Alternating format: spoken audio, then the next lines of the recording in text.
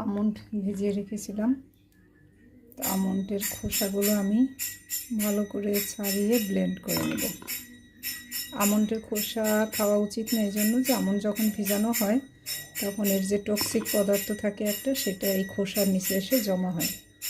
তো যার কারণে আমন্ডের খোসা এরকম ছাড়িয়ে খাওয়াটাই ভালো। সাথে একটু আখের গুড় দিয়ে দিলাম। এটা এবার আমি ব্লেন্ড করে নেব।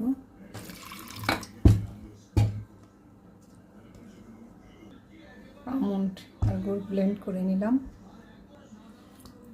আমাদের সাবু ভিজানো ছিল, সেই সাবুটা নিয়ে নিচ্ছি।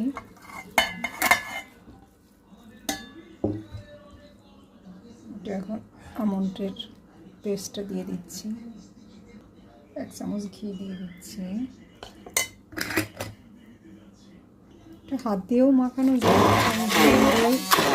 ব্লেন্ডার দিয়ে ব্যাস হয়ে গেল। যে কাতিরা গম ছিল কি জানো, এটা মিশিয়ে নিয়ে এর সাথে।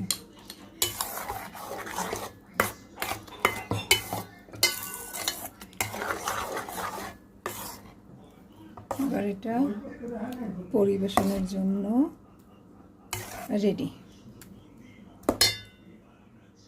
তো বাদাম দিয়ে জাস্ট এটা সাজিয়ে দিলাম। কিশমিশ, খেজুর, অনেক কিছুই দিতে পারেন। ব্যাস তৈরি হয়ে গেল দারুণ একটা স্ন্যাক্স, মজাদার।